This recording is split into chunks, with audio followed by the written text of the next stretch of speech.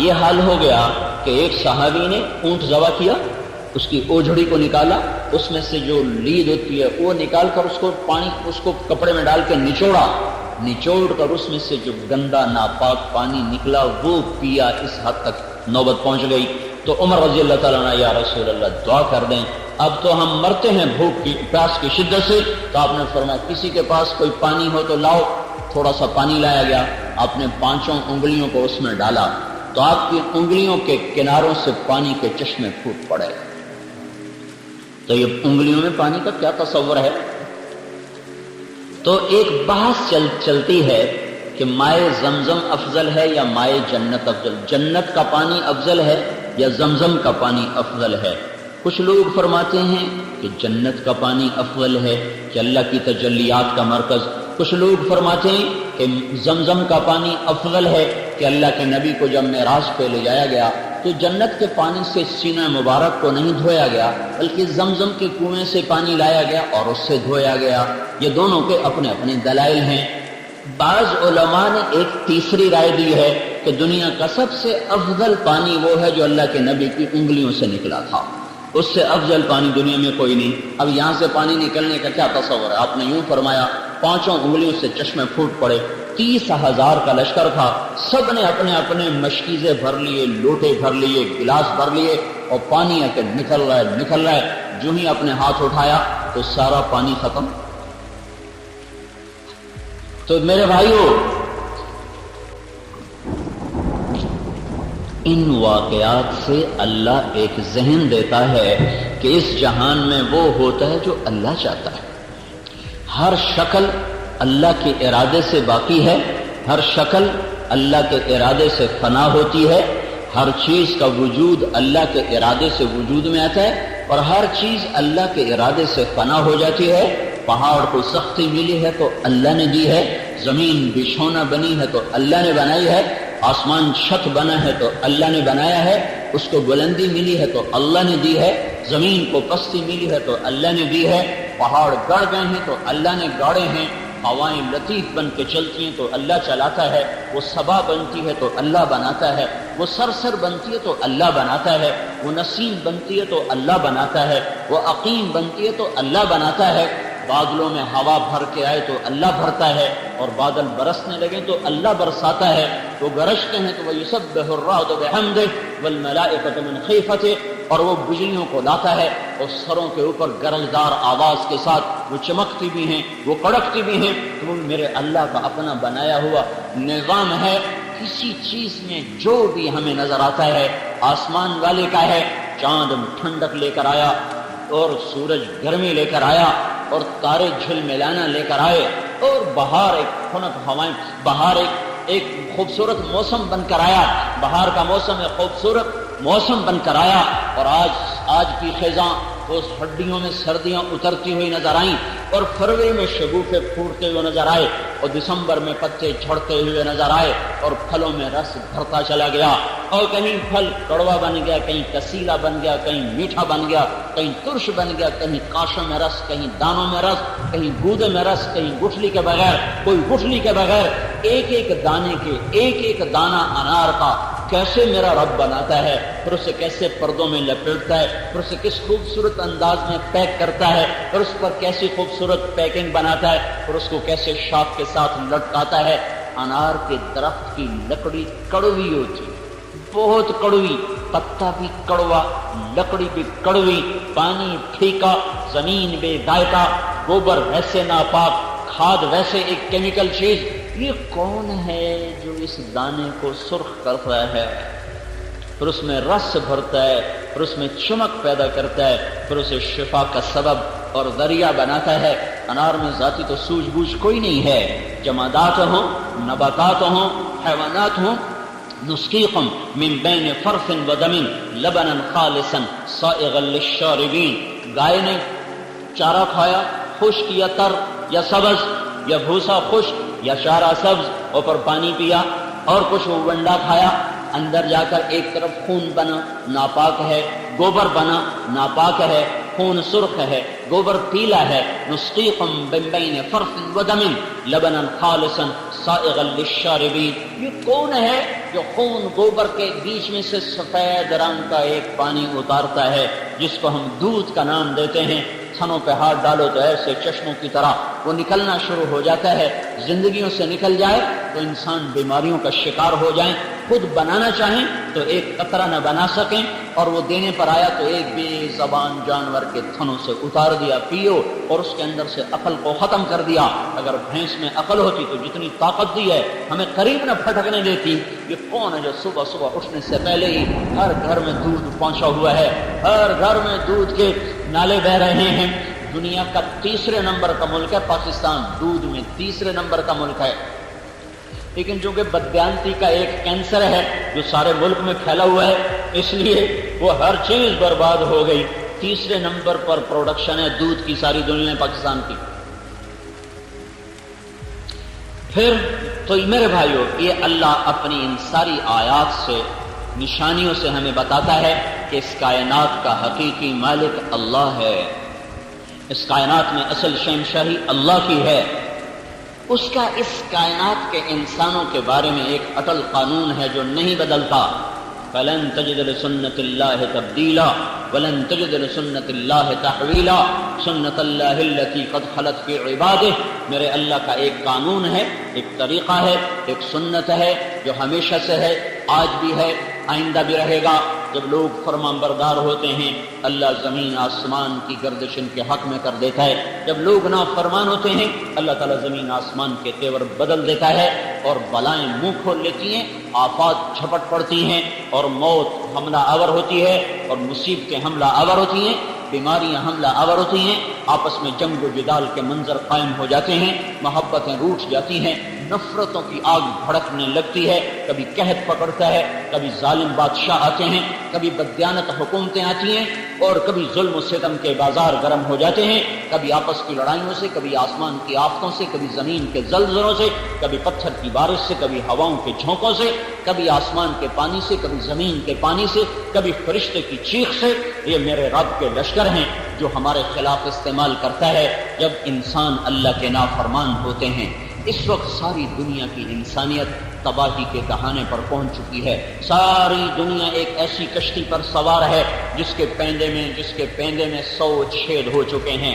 یہ وہ مسافر ہیں جن کی کشتی کا ایک ایک تختہ ٹوٹ چکا ہے، اور یہ کشتی ڈوبنے پر ہے، اس کے بعد باندھ پھٹ چکے، اس کے پیندے میں سوراخ ہو چکے، اس کے ناخدا بے بس ہو چکے ہیں۔ اس وقت اللہ تعالیٰ اپنی کھلی نشانیوں کے ساتھ اپنے بندوں کو سمجھا بھی رہا ہے، بتا بھی رہا ہے۔ اس دھرتی پر جب نافرمانی انتہا پر چلی جائے، جب زنا کے بازار گرم ہو جائیں، جب سود اور شراب عام ہو جائے، جب ناچ و گانا عام ہو جائے، جب ماں باپ کی نافرمانی گھر گھر میں ڈیرے ڈال لے، جب گانے کی محفلیں گھر گھر میں ہونے لگ جائیں، اور جب سود کی سربہ فلک عمارتیں کھڑی ہو جائیں، اور جب علماء کے قدم بادشاہوں کی طرف اٹھنے لگ جائیں، انہیں اللہ کی طرف قدم بڑھنے کے بجائے ان کے قدم بادشاہوں کی طرف اٹھنے لگیں، اور جب تاجر اور مالدار لوگ زکوٰۃ دینے سے منکر ہو جائیں، انکار کر دیں، جب سارا بازار بددیانتی کی بھیڑ چڑھ جائے، جب سارے بازار کا ترازو ٹیڑھا ہو جائے، لیتے ہوئے اور پیمانہ، دیتے ہوئے اور پیمانہ، جب ہر آدمی وعدے سے پھرنے والا بن جائے، اوروں کے پیسے۔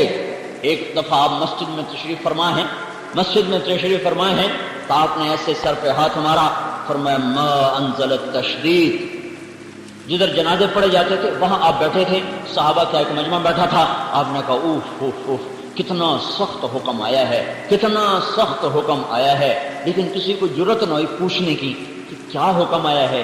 ایک دن گزر گیا تو عبداللہ رضی اللہ تعالیٰ نے عرض کرنے کے یا رسول اللہ کیا سخت حکم آیا ہے؟ تو آپ نے فرمایا جو کسی کے پیسے کھا کے شہید ہو کے بھی مرا تو اللہ تعالیٰ کے ہاں اس کی بخشش کوئی نہ ہوگی، اس کا شہید ہونا بھی اسے سرخرو نہ کر سکے گا، اٹھے گا، اس کی قبا رنگین ہوگی اپنے خون سے، لیکن وہ اللہ کے ہاں مردود ہوگا کہ اس نے لوگوں کا مال کھا لیا، اس نے لوگوں کا پیسہ ہڑپ کر لیا۔ جو سارا بازار اسی طرز پہ آ چکا ہے، ہر دوسرا آدمی وعدے سے پھر رہا ہے اور رقموں کی رقمیں ڈبو رہا ہے، گھروں کے گھروں میں ماتم کی صفیں بچھی ہوئی ہیں۔ جب یہ ہوتا ہے تو پھر اس وقت ساری انسانیت ہچکولوں میں آ جاتی ہے اور اللہ تعالیٰ کے غیظ و غضب کے دروازے کھلنا شروع ہو جاتے ہیں، سفینے ڈوبتے ہیں، ناخدا بے بس ہو جاتے ہیں۔ نوح علیہ السلام کی قوم میں یہی کچھ تھا، صرف کفر نہیں تھا، کفر کے ساتھ ہی یہ کچھ بھی تھا، اور وہ ایسے دلیر تھے کہ نوح علیہ السلام سے کہتے تھے یا نوح قد جادلتنا فاکثرت جدالنا فأتنا بما تعدنا ان کنت من الصادقین، کیا ہمیں تنگ کرتے رہتے ہو، فضول باتیں سناتے رہتے ہو، لاؤ تیرے رب کا عذاب کہاں ہے؟ کَإِنَّمَا يَأْتِيكُمْ بِهِ اللَّهُ إِنْ شَاءَ وَمَا أَنْتُمْ بِمُعْجِزِينَ، جب آئے گا تو تم دیکھ لو گے، پھر نہ تم کچھ کر سکو گے نہ میں کچھ کر سکوں گا۔ پھر وہ آیا فَفَتَحْنَا أَبْوَابَ السَّمَاءِ بِمَاءٍ مُنْهَمِرٍ وَفَجَّرْنَا الْأَرْضَ عُيُونًا فَالْتَقَى الْمَاءُ عَلَى أَمْرٍ قَدْ قُدِرَ وَحَمَلْنَاهُ عَلَى ذَاتِ أَلْوَاحٍ وَدُسُرٍ تَجْرِي بِأَعْيُنِنَا جَزَاءً لِمَنْ كَانَ قد کفر۔ یہ جزا ہے، یہی جزا ہے جو اللہ تعالیٰ کی نافرمانیاں کرتا ہے ان کے ساتھ یہی ہوتا ہے۔ آسمان برسنے لگا، زمین پھٹ پڑی، رواں رواں پانی بن گیا اور ساری نسل کو اپنی آنکھوں کے سامنے ڈوبتا ہوا دیکھا، نہ چھوٹے بچے نہ بڑے بچے۔ ایک تفسیر جمل ہے، اس میں ایک واقعہ پڑا، 3 آدمی غار میں گھس گئے، اوپر سے پتھر رکھ لیا کہ اندر تو کوئی نہیں آئے گا، اب تو پانی نہیں آئے گا، ہم تو بچ جائیں گے۔ اللہ اوپر پانی چڑھا دیتا تو وہ اندر ہی گھٹ کے مر جاتے، پر میرے اللہ نے کیا کیا، پانی نہیں اندر بھیجا، ان کو پیشاب لگا دیا۔ تینوں کو اتنا زور کا پیشاب آیا، پیشاب کرنے بیٹھے، پیشاب چلتا چلتا چلتا چلتا اتنا بہا کہ انہی سے، ان کے ہی پیشاب سے سارا غار بھر گیا اور اپنے پیشاب میں ڈوب کے اللہ تعالیٰ نے ان کو موت کے گھاٹ اتار دیا۔ سنت اللہ التی قد خلت فی عبادہ، یہی میرے اللہ کی سنت ہے، یہی میرے اللہ کا طریقہ ہے۔ جب قومیں باغی ہوتی ہیں تو اللہ کے عذاب کے در کھلتے ہیں، سفینے ڈوبتے ہیں، ہم اس کشتی پہ سوار ہیں جس کا پینڈا ٹوٹ چکا ہے۔ یہ پھٹے برابر نہ کیے گئے تو نہ کوئی نیک بچے گا نہ کوئی بد بچے گا، ہر ایک دنیا میں پکڑ میں آئے گا۔ اللہ تعالیٰ نے پہلی قوموں کے واقعات اسی لیے سنائے ہیں۔ ہود علیہ السلام کی قوم نے نعرہ لگایا، من اشد منا قوہ، کوئی ہم سے طاقتور ہے تو ہمیں دکھاؤ، جس سے ہمیں ڈراتے ہو کوئی ہم سے طاقتور ہو تو ہمیں بتاؤ، جس سے ہم ڈریں کوئی نہیں ہم سے زیادہ طاقتور۔ میرے اللہ کا جواب آیا، اولم يروا ان اللہ الذي خلقهم هو اشد منهم قوة وكانوا بآياتنا يجحدون فارسلنا عليهم ريحا صرصرا في ايام نحسات لنذيقهم عذاب الخزي في الحياة الدنيا والعذاب الآخرة اخزى وهم لا ينصرون۔ وہ کہنے لگے کہاں ہے، کون ہے، کس سے ڈراتے ہو، ہم تو ایٹمی طاقت ہیں، ہمیں کوئی مار سکتا ہے، ہم تو ایٹم بم بنانے والے ہیں، ہم پہ کوئی غالب آ سکتا ہے۔ ہر دور میں انسان پاگل یہی کرتا چلا آیا، جب اس کے ہاتھ میں طاقت آتی ہے وہ کہتا ہے میں ہی خدا ہوں۔ آج ایٹمی طاقتیں جو خدائی کے دعوے کر رہی ہیں یہ آج کی کہانی نہیں، پرانی کہانی ہے، اور یہ ٹوٹیں گے، یہ بھی کوئی نئی کہانی نہیں ہے، یہ بھی پرانی ہی داستان ہے۔ جیسے ہر زمانے کے فرعونوں کو اللہ نے پکڑا، ان فرعونوں کے پکڑے جانے کا وقت آ چکا ہے۔ جیسے ہر زمانے کی ایٹمی طاقتیں جو وہ اللہ کو انہوں نے للکارا اور اللہ تعالیٰ نے پھر ان کو کھلی آنکھوں سے لوگوں کے سامنے عبرت کا نشان بنایا، یہ آج بھی ہوگا اور ہونے کا وقت آ چکا ہے۔ جب اللہ تعالیٰ کی مہلت کا دروازہ بند ہوتا ہے پھر بساط بس لپٹنا ہوتی ہے، پھر اس کے بعد دیر کوئی نہیں ہوتی۔ سارے گھر میں، سارے کمروں میں تانے بانے مکڑی نے بن دیے، ادھر جالا ادھر جالا، ادھر جالا ادھر جالا، صرف یوں ایک جھاڑو اٹھا کر صاف کرنے کی دیر ہے، ایک جھاڑو ادھر پھرے گا ایک ادھر پھرے گا، چھت صاف ہو جائے گی، نہ مکڑیاں رہیں گی نہ جالے رہیں گے۔ دیر اتنی ہے کہ ایک جھاڑو پھیر دیا جائے، وہ جھاڑو پھرنے کا وقت آ چکا ہے۔ یہ بے حیا معاشرہ ہے، اس کے زندہ رہنے کی کوئی آس نہیں ہے۔ جیسے لا علاج مریض کو ہسپتال میں لے جاتے ہیں تو ڈاکٹر کہتے ہیں لا علاج ہے، بس آپ اس کو گھر لے جائیں، جو اس کی زندگی کے دن ہیں وہ گن لے، اس کو اس کے گھر والوں سے ملا دو، بس یہ مرنے کے قریب ہے۔ جب معاشرہ بے حیا ہو جاتا ہے تو اس کا ایک علاج ہے کہ وہ توبہ کریں، وہ توبہ کریں اور وہ اللہ کے سامنے جھک جائیں۔ اگر وہ توبہ نہیں کر رہے اور اگر وہ اللہ کی طرف نہیں جھک رہے تو یہ اب اللہ کے پکڑ میں آ چکے ہیں۔ اذا رأيت الله عز وجل يؤتي العبد على معاصيه من الدنيا فإنما هو استدراج، دنیا کھل رہی ہو، نافرمانی بڑھ رہی ہو تو یہ اللہ کا فضل نہیں ہے، یہ اللہ کی پکڑ ہے، اللہ ان قریب ان کو پکڑنے والا ہے۔ ہر دور میں قوموں نے یہی کہا، ہاں وَمَكَرُوا مَكْرًا وَمَكَرْنَا مَكْرًا وَهُمْ لَا يَشْعُرُونَ، یہ ایک صالح علیہ السلام کی قوم ہے، وہ کہہ رہی تم اس کا قصہ نمٹاؤ، جو صالح کو ہی ختم کرو جو آج کے ہمیں روز نصیحتیں کرتا ہے، تم اس کا قصہ نمٹاؤ اور رات کو آؤ اور اس کا صفایا کرو، اب بس پھر اپنے موج میلہ کرو۔ مکروا مکرا ومکرنا مکرا وهم لا يشعرون فانظر كيف كان عاقبة مكرهم انا دمرناهم وقومهم اجمعين فتلك بيوتهم خاوية بما ظلموا ان في ذلك لآية لقوم يعلمون وانجينا الذين آمنوا وكانوا يتقون۔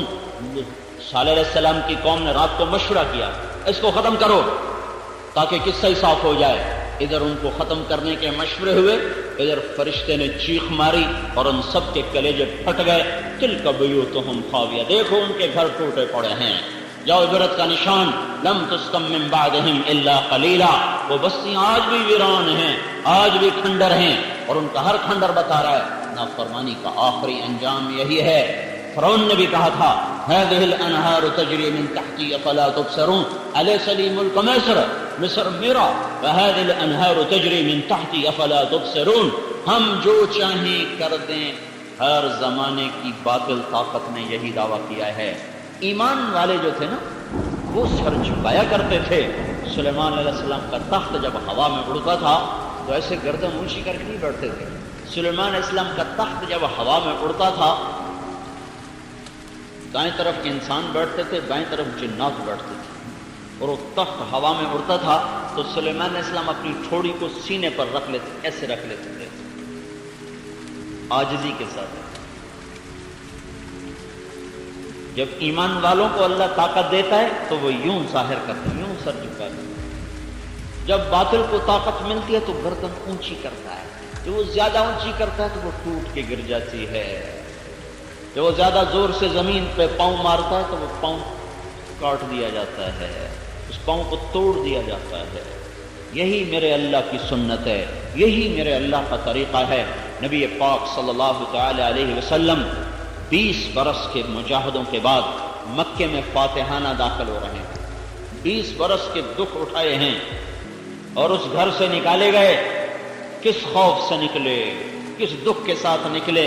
جب آپ نے یوں مکے کی وادی پر ایک نظر ڈالی تو ارشاد فرمایا یا مکہ ما اطیبک من بلد واحبک الی، اے مکہ تو مجھے کتنا پیارا ہے، تو مجھے کتنا محبوب ہے۔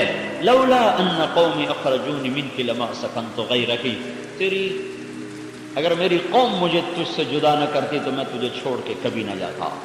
ان جذبات کے ساتھ آپ نکلے، غار میں چھپے، راہیں بدلی۔ اس غم کی تسلی کے لیے قرآن آیا، ان الذی فرض علیک القرآن لرادک الی معاد۔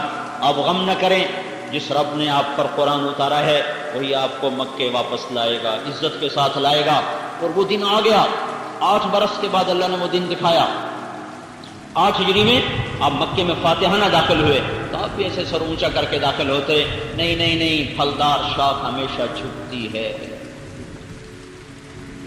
جس شاخ پہ پھل نہیں ہوتا وہ اوپر، جس پہ پھل ہوتا ہے وہ نیچے۔ تو آپ کے 10 لشکر ابو سفیان کو اوپر چوٹی پر روکا، عباس بن عبد المطلب ساتھ کھڑے کر دیے۔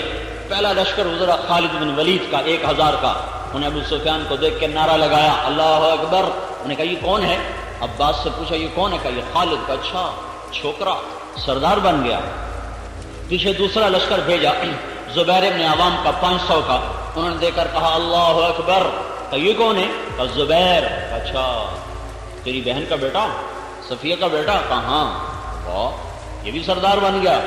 تیسرا لشکر ابو ذر غفاری رضی اللہ تعالیٰ عنہ، مکے میں مار کھانے والے اور مر مر کے بچنے والے، 300 کا لشکر۔ انہیں ابو سفیان کو دیکھ کر کہا اللہ اکبر، کہ یہ کون ہے؟ کہ یہ بنو غفار، کمالی والے غفار۔ پھر آپ نے اس کے پیچھے چوتھا لشکر بھیجا تو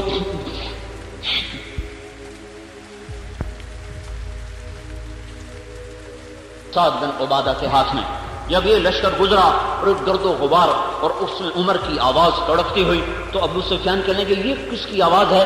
کہا یہ عمر کی آواز ہے۔ کہا واہ واہ، یہ بنو عدی کو بھی پر لگ گئے۔ بنو عدی حضرت عمر کا قبیلہ ہے اور یہ بہت مختصر کمزور قبیلہ تھا قریش کا۔ تو ابو سفیان نے حقارت سے کہا اچھا بنو عدی کو بھی پر لگ گئے، عمر جیسا صفیں درست کر رہا ہو۔ تو یہ سارا جب منظر دیکھا تو وہ کہنے لگا ابو سفیان، عباس میں نے بڑے بڑے بادشاہ دیکھے پر تیرے بھتیجے جیسی بادشاہی میں نے آج تک نہیں دیکھی۔ تو عباس رضی اللہ عنہ فرمانے لگے ابو سفیان وہ تجھے کب عقل آئے گی؟ تو ابھی بھی نہیں سمجھ رہا؟ وہ یہ بادشاہت نہیں ہے، یہ نبوت ہے، ابھی پتہ چل جائے گا۔ بادشاہ بھی دیکھے جب وہ شہروں کو فتح کرتے ہیں تو وہ کیا کرتے ہیں؟ ان الملوک اذا دخلوا قرية افسدوها وجعلوا عزة اهلها اذلة وكذلك يفعلون۔ جب بادشاہ شہروں کو فتح کرتے ہیں تو وہ عزت داروں کو ذلیل کر دیتے ہیں، خون کی ندیاں بہا دیتے ہیں۔ لیکن جب اللہ سے ڈر کر تلوار اٹھانے والے جب ان کو اللہ عزت دیتا ہے تو ان کا یہ حال کبھی نہیں ہوتا، ان کا یہ حال کبھی نہیں ہوتا۔ یہ بادشاہوں کی ریت ہے۔ بامیان کی لڑائی میں چنگیز خان کا پوتا چغتائی کا بیٹا، چنگیز خان کے 4 بیٹے تھے، جوجی بڑا، چغتائی چھوٹا، چغتائی اس سے چھوٹا، طلوئی سب سے چھوٹا۔ چغتائی کا بیٹا قتل ہوا تو بدبخت وہ خیمے میں بیٹھا تھا، جب اس کی لاش لائی گئی اس نے سب کو کمرے سے نکال دیا، خیمے سے نکال دیا۔ تو تھوڑی دیر کے بعد خود شمشیر لے کر نکلا اور خود آ کر اس نے بامیان پہ حملہ کیا۔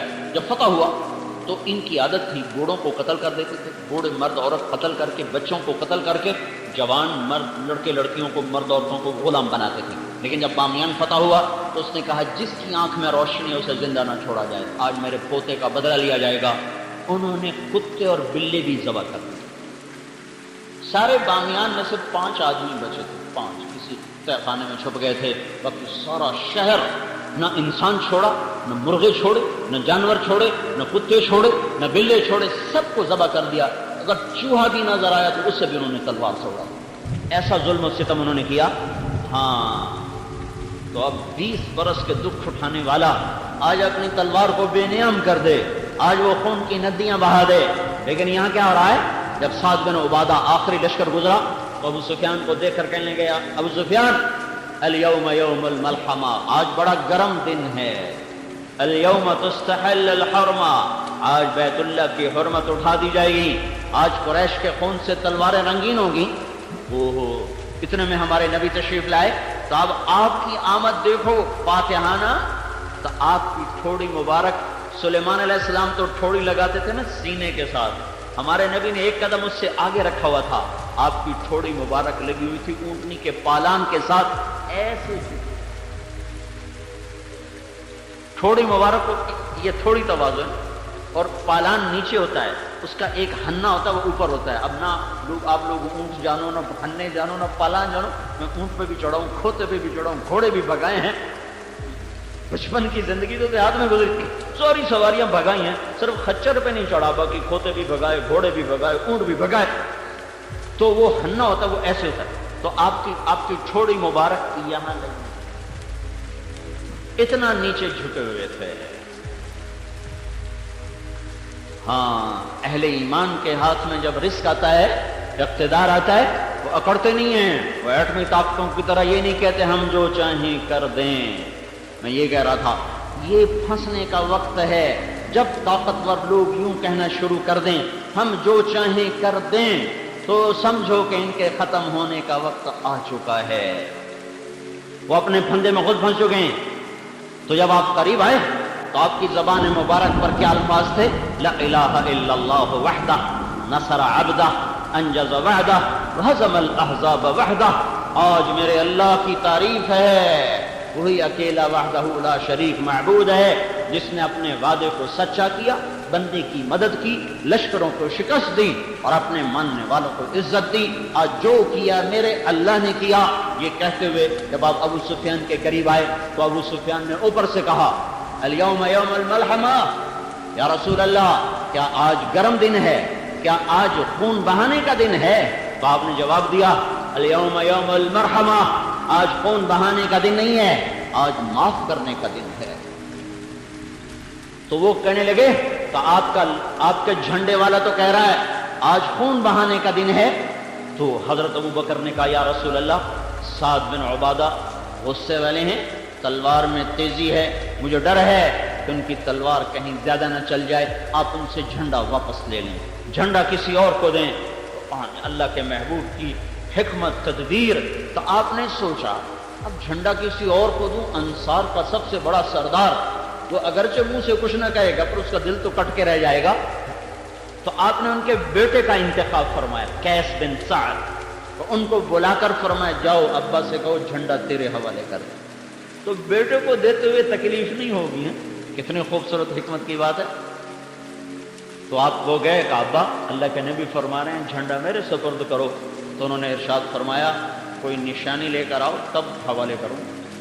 یہ جھنڈے کی تما نہیں ہے، یہ نسبت کی تما ہے۔ یہ جھنڈے کی تما میں نہیں گیا کہ جھنڈا میرے ہاتھ چوئے جی میں ساڑھے وزیروں ہے نا جھنڈے والی کار میں لب جائے میں جی میں بھی ہو جائے۔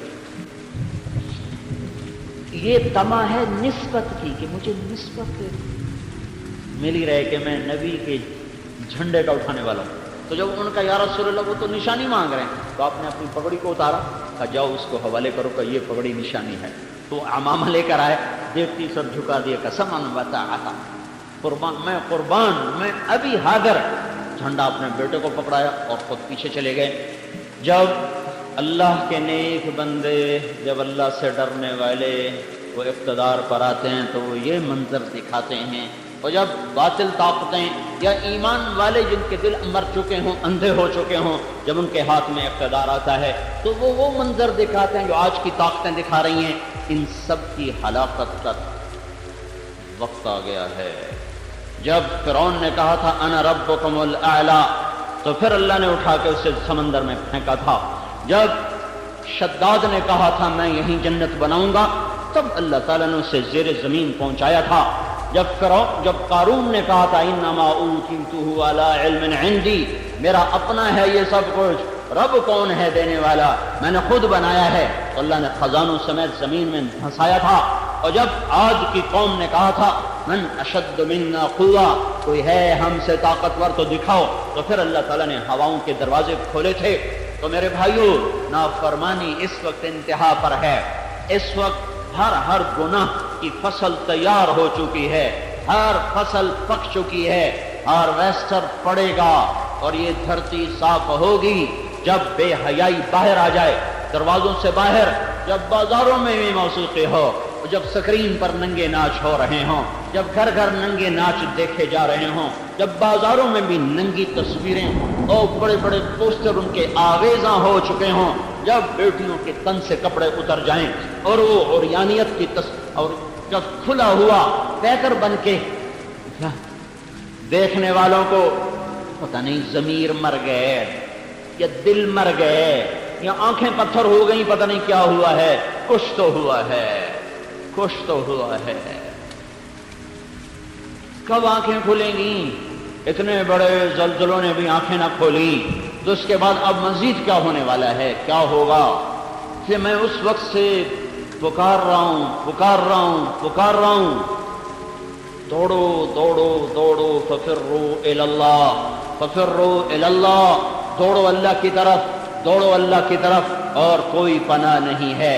نافرمانی نے پھٹے اکھاڑ دیے ہیں، اور اللہ تعالیٰ کے محبوب صلی اللہ تعالی علیہ وسلم کی ایک مثال خوبصورت، اپنی جان بچانی ہو، ایمان بچانا ہو اور اپنی عزت آبرو اولاد کو بچانا ہو تو بھائیو گھروں کو چھوڑ دو اور نکلو تبلیغ میں، اور ایک ایک کی منت کر کے ان کو توبہ کے راستے پر لاؤ۔ میرے محبوب نے فرمایا مثل القائم فی حدود اللہ والواقع فیہا کمثل قوم استہموا علی سفینۃ فصار بعضهم اعلاها وبعضهم اسفلها ایک قوم کی مثال دی جو کشتی میں سوار ہیں، کچھ اوپر کے حصے میں ہیں، کچھ نیچے کے حصے میں ہیں۔ جو نیچے والے ہیں اذا استقوا الماء مروا على من فوقهم، پینے کا پانی اوپر ہے، نیچے کوئی نہیں۔ نیچے والے بیٹھ کے مشورہ کرتے ہیں، یار یہ اوپر جانے میں تکلیف ہے، پھٹا توڑو نیچے سے پانی نکالو، پھٹا توڑو نیچے سے پانی نکالو۔ یہ خبر اوپر جاتی ہے کہ نیچے والے پانی پینے کے لیے پھٹا توڑنے لگے ہیں۔ اب اگر ان اخذوا علی ایدیہم نجوا ونجوا جمیعا وان ترکوہم ہلکوا وہلکوا جمیعا، اگر اوپر بیٹھنے والوں نے یہ کہا توڑنے دو پھٹا، کوئی ہمارا تھوڑا ہی توڑ رہے ہیں، کوئی ہمارا توڑ رہے ہیں، ہمارا پھٹا تو ٹھیک ہے، میں تو فرسٹ کلاس کے کیبن میں بیٹھا ہوا ہوں۔ میں اس حدیث کو ایک سمندر کے سفر سے جتنا سمجھا ہوں اتنا کسی کتاب اور شرح سے نہیں سمجھا۔ ایک سمندری سفر کیا تھا بیلجیم سے انگلینڈ 4 گھنٹے کا، اور سمندر میں طوفان تھا اور جہاز بہت بڑا تھا، اس مسجد سے بھی بڑا جہاز تھا، 4 گنا اس سے بڑا جہاز ہوگا۔ اس سفر سے یہ حدیث میری آنکھوں کے سامنے کھلی ہے کہ اللہ کے نبی نے کتنے خوبصورت مثال سے تبلیغ کی اہمیت کو سمجھایا اور نافرمانوں کو روکنے کو سمجھایا کہ یہ کتنا اہم کام ہے۔ اگر فرما بردار لوگ یہ سمجھتے رہے ہم تو نیک نمازی ہیں، ہمارے گھر میں ٹی وی کوئی نہیں، ہمارے گھر میں VCR کوئی نہیں، ہمارے گھر میں کوئی کسی قسم کی نافرمانی کوئی نہیں، چاہے دائیں والا بائیں والا آگے والا پیچھے والا جو کرتا ہے کرنے دو، ہمیں کیا ہے، ہمیں کیا ہے، ہمارا کیا نقصان کرتا ہے۔ اس نقصان کو سمجھایا جا رہا ہے۔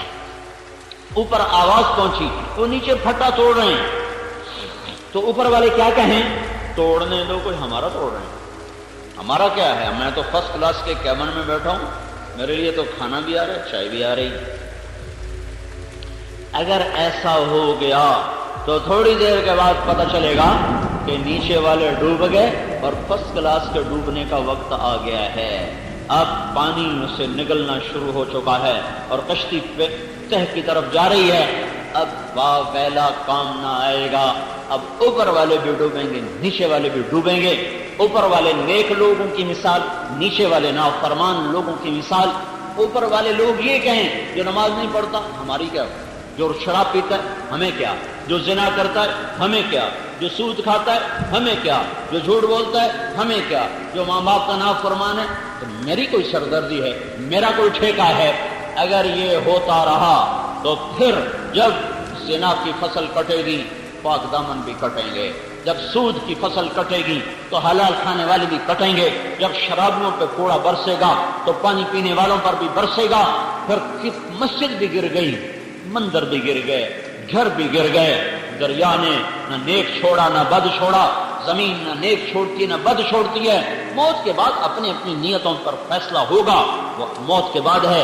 لیکن زمین کی پکڑ سے بچنے کے لیے اللہ تعالیٰ کے نبی نے خوبصورت مثال دی ہے تو انہیں روکو، انہیں روکو، انہیں روکو، انہیں روکو، ورنہ ان کی ہلاکت کے ساتھ تم بھی ہلاک ہو جاؤ۔ تو مجھے یہ خیال آتا ہے جس وقت وہ ہمارا جہاز ہچکولے کھا رہا تھا، ہم فرسٹ کلاس سے نیچے تھے، تو اوپر شراب کھانا تھا، اس لیے ہم نے اوپر نئی جگہ لی، اوپر شراب کھانا تھا، اس سے نیچے والا کھلا ایسے ہال کمرہ تھا، اس میں ہم بیٹھے ہوئے تھے، اور اتنا اونچا تھا کہ ہمارے نیچے ایک سطح تھی، اس سے نیچے اس کا پیندا تھا جس میں کوئی 30-40 بڑے بڑے 22 ویل کے ٹرالے کھڑے ہوئے تھے، اتنی اونچائی پر تھے۔ جب پانی کی موج آ کر ایسے تھپڑ مارتی تھی نا تو شیشے کے ساتھ آ کر لہریں ٹکراتی تھی اور پورا جہاز رکوع میں چلا جاتا تھا۔ ادھر سے موج اٹھتی ادھر کر دیتی، ادھر سے موج اٹھتی ادھر کر دیتی۔ اس طرح 4 گھنٹے ہمارے لیے 40 سال بن گئے تھے، لگتا تھا جیسے ساحل پر جا کر ہم لگیں گے ہی نہیں۔ اس وقت میں اگر کوئی آ کر ہمیں کہتا کہ نیچے ایک آدمی پھٹا توڑ رہا ہے تو میری جگہ آپ ہوتے تو آپ کیا کرتے؟ کوئی ہوتا جو یہ کہتا توڑنے دو ہمیں کیا ہے، توڑنے دو ہمیں کیا ہے، پڑے تھے الٹی سیدھی حرکتیں کر رہے تھے، فوراً میں نیچے آ گیا۔ اگر وہاں بھی جا کر کوئی یہ اعلان کر دیتا کہ نیچے ایک آدمی پھٹے توڑ رہا ہے تو پھر شرابیوں کا نشہ بھی ہرن ہو جاتا، پھر وہ بھی بھاگ دو، روکو روکو روکو. پھر کوئی یہ نہ کہتا پہلے خود عمل کر لو پھر اوروں کو تبلیغ کرنا ہے. پھر کوئی یہ نہ کہتا پہلے خود ٹھیک ہو جاؤ پھر اوروں کو تبلیغ کرو. نہ جانے کا بہانہ، نہ جانے کا بہانہ، کام نہیں کرنا، گھر چھوڑنے کو جی نہیں چاہ رہا، پہلے خود تو ٹھیک ہو جائیں پھر اوروں کو تبلیغ کریں. کوئی نہ رکتا، سارے بھاگتے روکو. میرے بھائیو چاروں طرف نافرمانی کی آگ ہے اور ہر طرف آگ لگی ہوئی ہے. اگر اس آگ کو نہ بجھایا گیا تو میرا آشیاں بھی جل جائے گا. اگر اس پھٹے کو نہ دوبارہ ٹھیک کیا گیا تو میرا کیبن بھی ڈوب جائے گا. یہ اتنی خوبصورت مثال ہے تبلیغ کی عظمت کو بیان کرنے کے لیے کہ کسی کے لیے گنجائش نہیں. پھر سمندر کی مثال اس لیے دی کہ عرب کے لوگ سمندری سفر سے ڈرتے تھے. انہوں نے پانی دیکھا ہی نہیں تھا، پانی سے وہ گھبراتے تھے. پانی ان کی بہت بڑی کمزوری تھی تو دیکھتے ڈرتے تھے. سارے صحرا، جنگل، پہاڑ، تو پانی سے گھبراتے تھے. اس لیے سمندری جہاد کا اجر اللہ کے نبی نے دگنا بتایا. زمین پہ جنگ کرنے والوں سے دگنا اجر ہے سمندر میں جہاد کرنے والوں کا. کہ آپ نے دگنا اس لیے بتایا تاکہ اس کی رغبت پیدا ہو اور اس کے لیے کوشش کی جائے. تو سمندر سے ویسے ڈرتے تھے. ادھر آپ نے کشتی کی مثال دی اور چشم تصور میں ان کو ڈوبتا دکھایا. تو چونکہ میں نے ایک سمندری سفر کیا اور خوش قسمتی سے ایک طوفان بھی دیکھا، پھر اس حدیث کو بھی پڑھا ہوا ہے، ان دونوں کو جب میں نے آپس میں جوڑا تو میرے اوپر ساری شروحات ایک طرف رہ گئی اور وہ میرا سفر ایک طرف. کہ میں دیکھتا ہوں کہ اس تبلیغ کے کام کے بغیر حفاظت نہیں ہے، اس تبلیغ کے کام کے بغیر نجات نہیں ہے. جب سفینہ ڈوبے گا سارے ڈوب جائیں گے. ہاں اللہ کا وعدہ ہے وَأَنْجَيْنَا الَّذِينَ يَنْهَوْنَ عَنِ السُّوءِ، جو اوروں کو برائی سے روکنے کی کوشش کر رہے ہوں گے اللہ ان کی حفاظت فرمائے گا، اللہ ان کو بچائے گا. تو میرے بھائیو میں تو کب سے عرض کر رہا ہوں، کب سے شور مچا رہا ہوں، نافرمانی کی فصل کٹنے پر آ چکی ہے. اس کو اب مرنا ہے. یہ جراثیم اپنی زندگی پوری کر چکے ہیں. جیسے وہ سنڈی ہوتی نا، ہم کپاس آج کل کپاس لگی ہوئی ہے تو سنڈی کی ایک عمر ہوتی ہے، وہ آتی ہے فساد مچاتی ہے، پتے کھا جاتی ہے، ٹنڈا کھا جاتی ہے، پودے کو برباد کر دیتی ہے. پر پھر خود وہ ایک کچھ 4 ہفتے کا اس کا سارا سرکل ہوتا ہے، اس کے بعد وہ اپنی موت آپ مر جاتی ہے. ایسے ہی نافرمانی کی ایک عمر ہے، ایک زندگی ہے، وہ پوری ہو چکی ہے، وہ ختم ہونے کا ہے، آخری سانسوں پر ہے. میں شور مچا رہا ہوں واپس آ جاؤ، واپس آ جاؤ، واپس آ جاؤ. یہ سفینہ ڈوبنے والا ہے. اس کشتی کے بعد باندھ پھٹ چکے ہیں، اس کے پیندوں میں سوراخ ہو چکے ہیں اور موجیں اس کو نگلنے کے لیے تیار ہیں. صرف ایک اشارے کا انتظار ہے. اوپر سے امر آئے گا اور یہ سب زیر و زبر ہوگا. اور یہ سب جب کسی کو پانی بہائے، کسی کو ہوا اڑائے، کسی کو زمین نگل جائے، کسی کو فرشتے کی چیخ آئے، جو بھی ہو یہ کرنا میرے اللہ کا کام ہے. جب دنیا زنا سے بھری اللہ نے اسے صاف کیا. جب دنیا ظلم و ستم سے بھری اللہ نے اسے صاف کیا. جب دنیا لواطت سے بھری اللہ نے اسے صاف کیا. جب دنیا بددیانتی اور خیانت سے بھری اللہ نے اسے صاف کیا. بے حیائی اور بددیانتی 2 معاشروں کو سب سے شدید پکڑائی ہے. شعیب علیہ السلام کی قوم بددیانت تھی، جو ہمارے فیصل آباد کا تاجر کر رہا ہے، جو لاہور، پنڈی، پشاور، ملتان، کراچی کے تاجر کر رہے ہیں کہ پیسہ کمانے کے لیے ہر چیز کو داؤ پہ لگا چکے ہیں. نہ عزت ہے، نہ قول ہے، نہ وعدہ ہے، نہ شریعت ہے، نہ وفا ہے. مال کمانا ہے جیسے مرضی کماؤ. شعیب علیہ السلام کی قوم کا یہی مذہب تھا.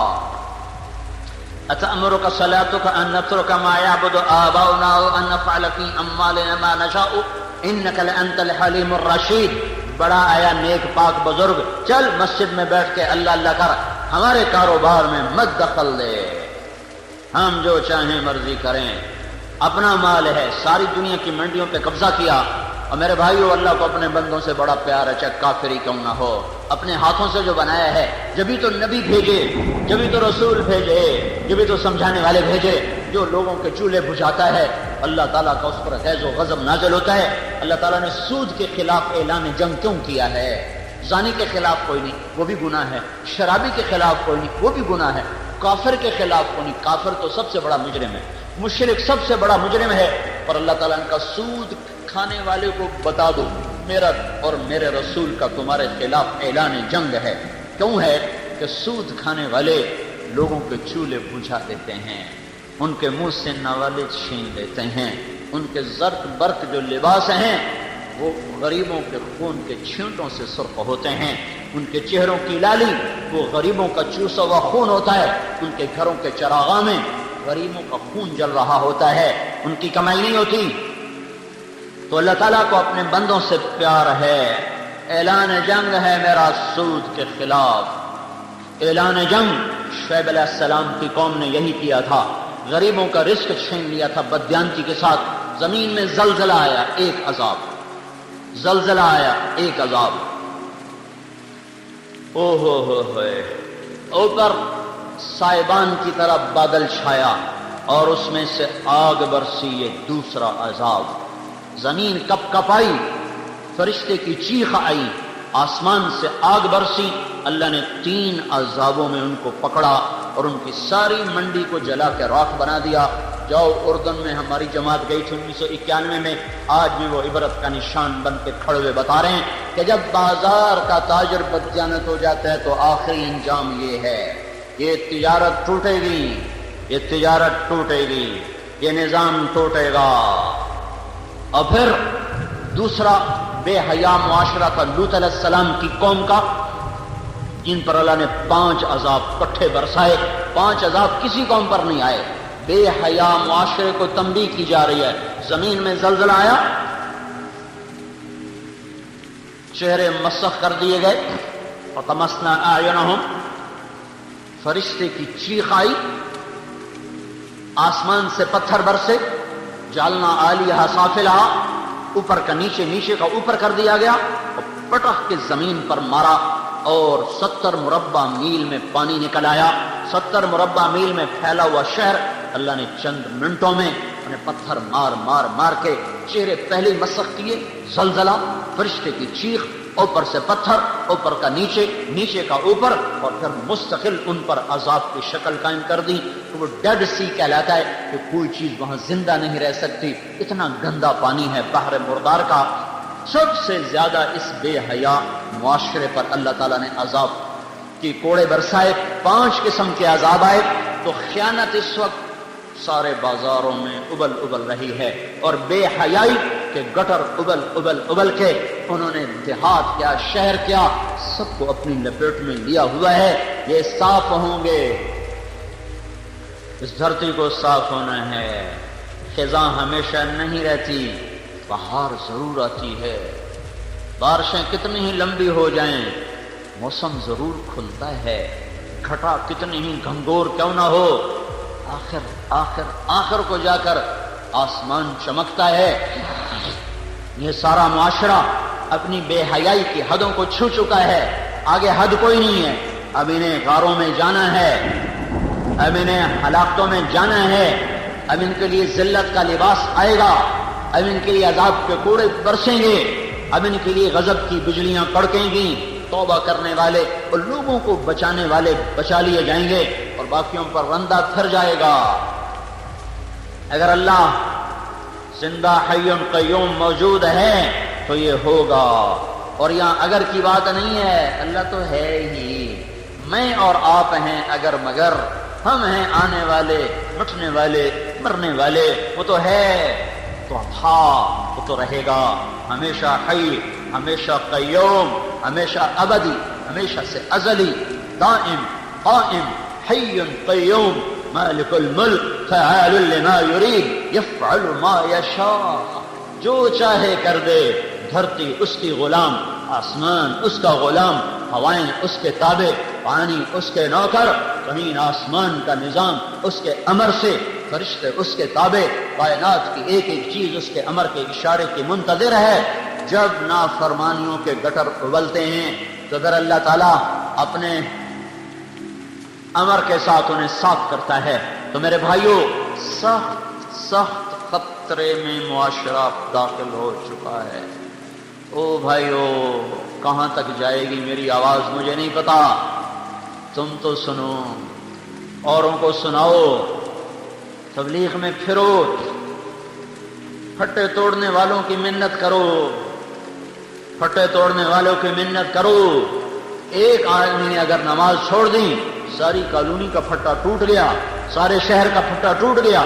8 بازاروں میں ایک آدمی نے سود پہ کام کر لیا، ایک آدمی نے بددیانتی سے کام کر لیا تو پھٹا ٹوٹ گیا۔ اور جب 100 میں 100 بددیانت بیٹھے ہوں، 10,000 اکٹھے کرو تو ایک دیانتدار نظر آتا ہے۔ تو جب اس طرح بددیانتی کا افریت نگل چکا ہو تو اس کشتی کے ڈوبنے کے سارے اسباب مکمل ہو چکے ہیں۔ اس لیے میرے بھائیوں، میں سارے بھائیوں کی خدمت میں یہ پکار رہا ہوں، عرض کر رہا ہوں کہ توبہ کر کے اللہ کو مناؤ، اللہ کی راہوں میں پھرو، تبلیغ میں پھرو، تبلیغ میں پھرو، لوگوں کے پیچھے پھرو، ان کی منتیں کرو۔ یہ اس وقت گھروں میں بیٹھنے کا وقت نہ نیکوں کے لیے ہے، نہ بد کے لیے ہے، نہ تاجر کے لیے ہے۔ سب سے بڑی عبادت اس وقت لوگوں کے پیچھے پھر کر ان کو تیار کرنا ہے۔ یہ امت نبیوں والا کام لے کر آئی ہے، یہ امت حضرت محمد صلی اللہ علیہ وسلم کی نائب بن کر آئی ہے۔ ساری دنیا میں پیغام حق کی آواز لگانا اس امت کے ذمے ہے، ان کا بیٹھ جانا ان کی زندگی کا سب سے بڑا جرم ہے۔ داؤد علیہ السلام نے ایک دن مقرر کر دیا کہ آج دن میں کسی کو نہیں ملوں گا، بیٹھ کے اللہ اللہ کروں گا۔ دروازے بند کر لیے، دیواریں اونچی کر دی اور اندر بیٹھ کے اپنا ذکر میں شروع ہو گئے۔ اللہ نے 2 فرشتے انسانی شکل میں اوپر سے اندر اتار دیے۔ داؤد علیہ السلام پریشان، ففزع منہم، یہ کہاں سے آ گئے؟ تالا بند، دروازہ بند، دیواریں اونچی، سیڑھی کوئی نہیں، یہ اندر آئے کیسے؟ لا تخف خصمان بغى بعضنا على بعض، آپ ڈرے نہیں، ہمارا جھگڑا ہو گیا ہے، اب ہمارا جھگڑا طے کر دیں، فیصلہ کر دیں۔ تو کیا ہے کہ یہ میرا بھائی ہے، لہو 99 نعجہ اور میں ولی نعجۃ واحدہ، اس کی 99 بھیڑیں، میری ایک بھیڑ۔ فقال اکفلنیها وعزنی فی الخطاب، کہتا تیری ہے کہ میں ہی لے لڑیں، تو چھاڑ دے تو میں نے دے دے۔ تو آپ ذرا فیصلہ کریں، ہم میں جھوٹا کون ہے، سچا کون ہے؟ یہ فیصلہ تو بچہ بھی کر سکتا ہے۔ بھائی تو ظالم ہے۔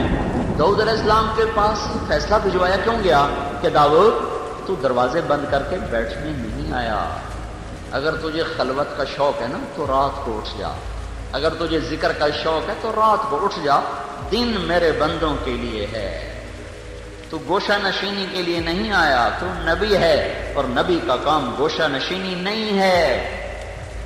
بے شک خلوت بڑی ضروری ہے، اللہ کے ساتھ تنہائی میں باتیں کرنا بہت ضروری ہیں، پر اللہ نے اپنے نبی سے کہہ دیا وہ رات کو کیا کر، دن میں نہ کیا کر، کیونکہ ان لک فی النہار سبحا طویلا، تجھے دن میں کام ہے بڑا لمبا چوڑا، تو کیا کر، اٹھ قم اللیل الا قلیلا نصفہ او انقص منہ او زد علیہ ورتل القرآن ترتیلا ومن اللیل فاسجد لہ وسبحہ لیلا طویلا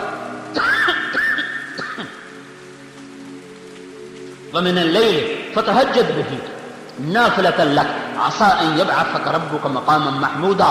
اللہ کے تعلق کے لیے خلوت ضروری ہے، اللہ سے دل لگانے کے لیے تنہائی ضروری ہے، پر اللہ نے تفریق کر دی کہ تم امت محمد ہو، تم کو دن میں بڑا لمبا کام کرنا ہے، کہنا تو یہ ہے۔ اس کو تشبیہ دی ہے تیرنے کے ساتھ، تیرنے کے ساتھ تشبیہ دینے میں اس کی عظمت، اہمیت اور تسلسل کی طرف اشارہ ہے۔ پیدل چلنے والا رک جائے تو اس کو کوئی نقصان نہیں، گاڑی میں جانے والا بریک لگا لے تو اسے کوئی نقصان نہیں، اسے جلدی پہنچنا تھا آدھا گھنٹہ دیر سے پہنچے گا، اس نے ایک گاڑی چھوڑ دی دوسری پکڑ لی، صبح کی بجائے شام کو پہنچ گیا۔ لیکن جب کوئی آدمی پانی میں اتر جاتا ہے تو اب وہ نہ رک سکتا ہے، نہ وہ آرام کر سکتا ہے، نہ وہ اپنے تیرنے کو موقوف کر سکتا ہے، جب تک کنارے پر ہاتھ نہ لگیں یا طے تک پاؤں نہ پہنچیں، اس وقت تک اسے تیرنا ہے اور تیرنا ہی ہے۔ اگر وہ سست ہوا تو پانی بہا کے لے جائے گا، اگر وہ رک گیا تو پانی کی موجوں کی نظر ہو جائے گا، اگر وہ ٹھہر گیا تو تہ اس کی قبر بن جائے گی، لہذا اسے ہر حال میں تیرنا ہے۔ اے میرے محبوب، تیرے ذمے نبوت کا کام، تیرے ذمے تبلیغ کا کام، تیرے ذمے دعوت کا کام لگا ہے، تیرے لیے اب آرام کوئی نہیں ہے، تو چل اور چل اس مانجھی کی طرح جسے جب تک کنارہ نہ نظر آئے اور جب تک اس کی کشتی کنارے پر لنگر انداز نہ ہو اس کا ہاتھ چپو کو چلاتا رہتا ہے، وہ اور پتوار ساتھی بن جاتے ہیں۔ جب تک کشتی کنارے نہ لگے اس کا ہاتھ اور پتوار حرکت میں رہتے ہیں، یہاں تک کہ کشتی لنگر انداز ہوتی ہے، تب جا کر منزل آتی ہے۔ میرے محبوب تیرے لیے آرام کوئی نہیں ہے، چلو چلو اے امت محمد تمہارے لیے آرام کوئی نہیں ہے، تیرتے جاؤ یہاں تک کہ کنارے پر پاؤں لگ جائیں۔ وہ کنارہ کیا ہے؟ وَاعْبُدْ رَبَّكَ حَتَّى يَأْتِيَكَ الْيَقِينُ، وہ موت ہے۔ جب موت آئے گی تو آج تمہاری چھٹی ہو گئی، موت تک پھر نہیں پھرنا ہے، دعوت ہی دعوت ہے۔ تبلیغ کی عظمت کو ایک لفظ سے ادھر حدیث ادھر یہ لفظ، ان دو لفظوں میں غور کرو تو بیٹھنے کی گنجائش نظر نہیں آتی۔ ہم اس کشتی کے مسافر ہیں جسے توڑا جا رہا ہے، اور یہاں بھی دیکھو عجیب بات، اللہ نے بھی تیرنے سے تشبیہ دی اور اللہ کے نبی نے بھی پانی میں کھڑا کر کے کشتی سے تشبیہ دی۔ اللہ رسول ایک ہی جگہ پر کھڑے ہیں، اللہ اس کے رسول ایک ہی مضمون کو ایک ہی تشبیہ کے ساتھ اور مثال کے ساتھ بیان فرما رہے ہیں۔ وہاں بھی ڈوبنے کا تصور ہے، یہاں بھی ڈوبنے کا تصور ہے، وہاں بھی تیرنے کا تصور ہے، یہاں بھی تیرنے کا تصور ہے۔ یہ دونوں آپس میں ملی ہوئی ہیں۔ یہ لفظ سبحن طویلا اور یہ حدیث بخاری، ان دونوں میں ایسی خوبصورت مطابقت ہے کہ جیسے پانی میں تیرنے والے کے لیے جہد مسلسل ہے، یہ امت محمد رسول اللہ کی رسالت کا اقرار کرنے کے بعد اور آپ کو آخری نبی ماننے کے بعد اب ان کے لیے کوئی گنجائش نہیں ہے کہ یوں اسلام مٹتا ہو اور یوں مسلمان کی بیٹی گھنگرو باندھ کے ناچ رہی ہو، ناچ دیکھنے والا بھی کلمہ گو ہو، نچانے والے بھی کلمہ گو ہوں اور ناچنے والے بھی کلمہ گو ہو، زنا کے اڈے چلانے والوں کا بھی یہ دعویٰ ہو کہ ہم کلمہ پڑھتے ہیں، اور شراب بیچنے والوں کا بھی دعویٰ ہو کہ ہم کلمہ پڑھتے ہیں، اور مسجدوں کو اجاڑنے والوں کا بھی یہ دعویٰ ہو کہ ہم کلمہ گو ہیں۔ جب یہ حال ہو جائے تو اس وقت مسجد میں بیٹھنے کی گنجائش نہیں، چل جائے کہ دکان۔ اب پھرو ان لک فی النہار سبحا طویلا، تیرے لیے لمبا تیرنا ہے انسانوں میں۔ کب تک؟ جب تک کنارہ نہ آئے۔ وہ کنارہ کیا ہے؟ موت۔ جب تک اللہ کا پیغام نہ کہ بس آ جاؤ اب چھٹی ہے۔ یا ایھا المدثر قم فانذر وربک فکبر وثیابک فطہر والرجز فہجر ولا تمنن تستکثر۔ جب یہ آیات اتری تو آپ نے کہا خدیجہ میرا بستر لپیٹ دے، میرے آرام کے دن گئے۔ میرے اللہ نے کہا ہے اٹھ جا اور میں اپنی قوم کو میری طرف بلا۔ خدیجہ میں کس سے بلاؤں، میری کون سنے گا؟ تو حضرت خدیجہ نے، اللہ ان کو جزا دے، انہوں نے عرض کی یا رسول اللہ آپ دعوت دینے میں پہل کریں، میں قبول کرنے میں پہل کرتا۔ جس دن بستر لپیٹا تھا پھر 23 برس تک وہ بستر نہیں کھلا، کانٹوں پہ زندگی گزر گئی۔ ہاں جس دن سیج بچھائی جانی تھی اس دن فاطمہ رضی اللہ عنہا سرانے بیٹھ کے رو رہی تھیں، واہ کرب ابا، آئے میرے باپ کے درد، ہے میرے باپ کا درد۔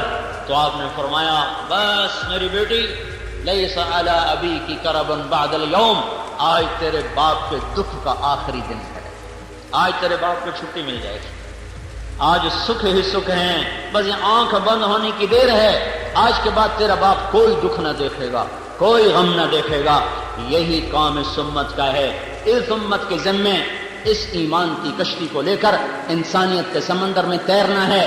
اگر یہ نہیں تیریں گے تو کفر کی موجیں انہیں بہا کے لے جائیں گی، زنا کے تھپڑے ان کو زانی بنا دیں گے، شراب کے تھپڑے ان کو شرابی بنا دیں گے، سود کی کالی موجیں ان کو سود خور بنا دیں گی، ظلم کی کالی موجیں انہیں ظالم بنا دیں گی، اور یہ ان بے رحم، اور پانی کا ڈوبا تو شہید ہوتا ہے، اور جو گناہوں کے سمندر میں ڈوب گیا وہ برباد ہو گیا، وہ سیدھا جہنم میں جاتا ہے۔ تو میرے بھائیوں میں تو کب سے فریاد کر رہا ہوں کہ توبہ بھی کرو اور اللہ کی راہوں میں نکلو، تبلیغ میں پھرو اور لوگوں کے پاؤں پکڑ کر ان سے توبہ کرواؤ۔ اگر یہی حال رہا تو پھر کچھ اور ہو جائے گا، کچھ اور ہو جائے گا۔ قبل اس کے کہ وہ ہو جائے توبہ کریں، لوگوں سے توبہ کروائیں، رات کو اللہ کو رو رو کے منائیں، یا اللہ مہربانی کر دے، مہربانی کر دے۔ صدیاں ہو گئیں صبح آ ہی نہیں رہی، اور کوئی صبح کو طالب نظر آئے تو صبح بھی آئے، کب سورج نکلے گا؟ کوئی آنکھ تو ہوتی جو مشرق کی طرف اٹھ اٹھ کے دیکھتی، کب باہر آئے گی؟ کوئی تو ہوتا جو آنسوؤں کا پانی زمین کو پلاتا، تو زمین میں بہار آتی۔ لیکن جب سونا ہی سونا ہو، بیدار ہونے والی آنکھ ہی کوئی نہ ہو، تو خزاں کب چھٹے گی پھر؟ تو قبل اس کے کہ کوئی اور تھپڑ لگ جائے، کوئی اور نقشہ قائم ہو جائے، بھائیو نکلو نکلو اور نکلو، اور لوگوں کو نکالو اللہ کی راہوں میں، توبہ کرو، مسجدیں بھرو، دکانوں کو، گھروں کو نافرمانی کی چیزوں سے پاک کرو۔ جو توبہ کریں گے اللہ انہیں چمکائے گا، بچائے گا، اور جو اسی غفلت میں رہ گئے پتہ نہیں آنے والے کل میں کیا ہوگا۔ ان ربک فعال لما یرید، وہ جو چاہتا ہے کر دیتا ہے، ہم تو عاجز اور بے بس ہیں، ہمارے ہاتھ میں تو کچھ بھی نہیں۔ تو تم تو توبہ کر کے اٹھو یہاں سے، کرتے ہو نا؟ ایک دفعہ کہہ دو یا اللہ میری توبہ، ایک دفعہ اور کہہ دو یا اللہ میری توبہ، ایک دفعہ اور کہہ دو یا اللہ میری توبہ۔ زمین و آسمان میں اپنی تدبیر کو، تقدیر کو، ارادوں کو نافذ کرنے والے اللہ، اے بحر و بر پر بغیر مشاورت کے، بغیر شرکت کے حکومت کرنے والے اللہ، اپنے فیصلوں کو نافذ کرنے والے، اپنے فیصلوں کو پورا کرنے والے، میں ساری کائنات کے یا اللہ تن تنہا مالک وحدہ لا شریک اللہ، ہم تیری صفات کو نہ بیان کر سکتے ہیں، نہ تصور میں لا سکتے ہیں، نہ احاطہ کر سکتے ہیں۔ تیرے محبوب نے بھی تیری تعریف میں عرض کیا تھا لا نحصی ثناء علیک، اے مولا ہم تیری تعریف کا احاطہ نہیں کر سکتے۔ انت کما اثنیت علی نفسک، تو جیسا ہے، جیسے تو نے اپنی ثنا کو بیان کیا ہے، ہم ویسے ہی ان تمام جملہ صفات و ثنا کے ساتھ ہم تجھ پر ایمان لائے۔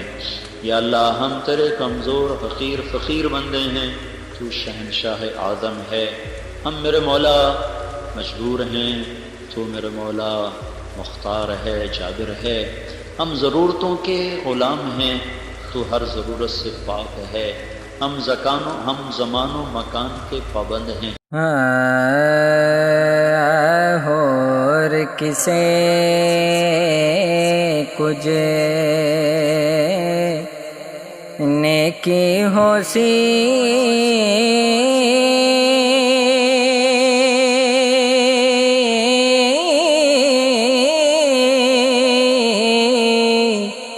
تو شاہ خرچ قبردار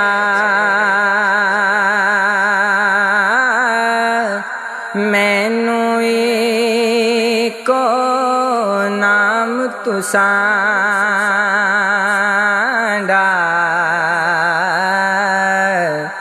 گینا روز حشر دا مینو کو نام تسانڈا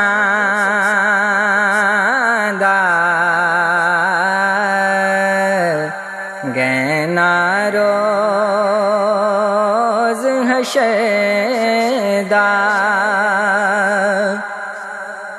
تینوں قوتیں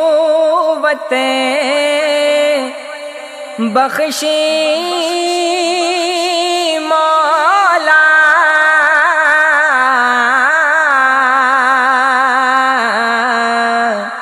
سب خلقت بخشامی ہندے روزے سوال نہ موڑی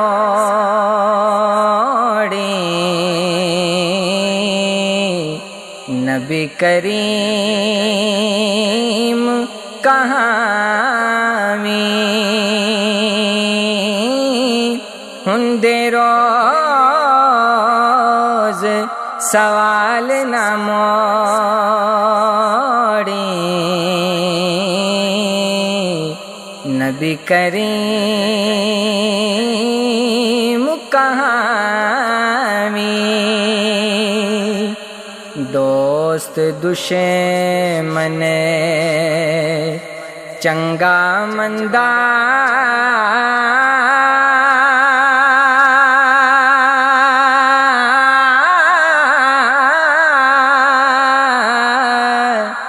جے کوئی ہووے سوالی قد کریماں دے دریو تو مڑ آوے ہتھ خالی قد کریماں دے دریو تو مڑ آوے ہتھ خالی رکھی جو لے تو سانڈے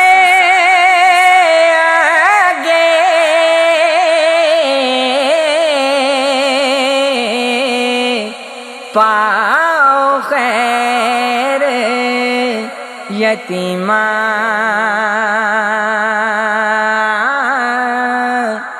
او گنہار کچ جی برے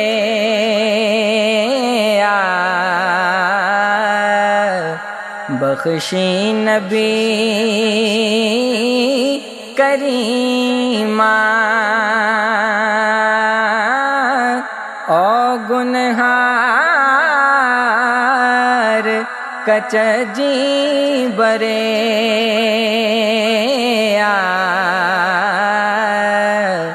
بخشی نبی کریماں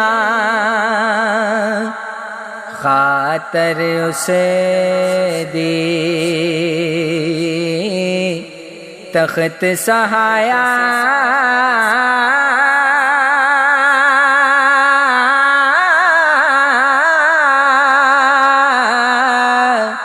اونچا عرش بریدہ مجلس بیٹھ کان بچھایا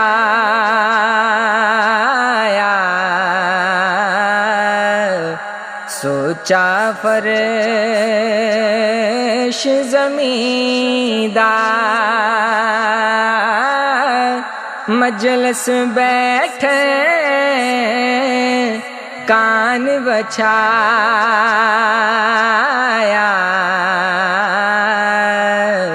سوچا فرش زمیندار طاعت یاسین الہی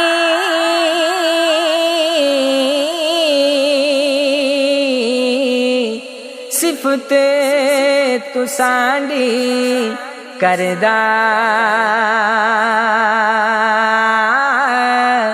سخن نہیں کوئی ہندا میں تھی تیری شان قدردان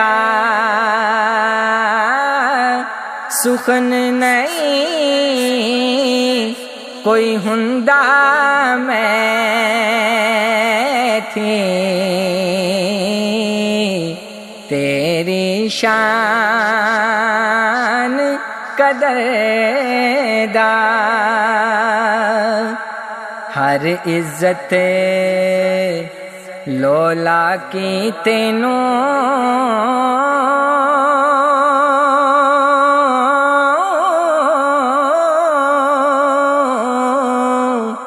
کی میں صفت سناواں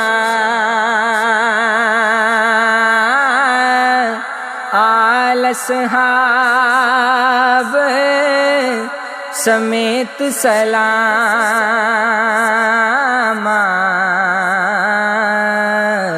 اور درود پچاواں آل اصحاب سمیت سلام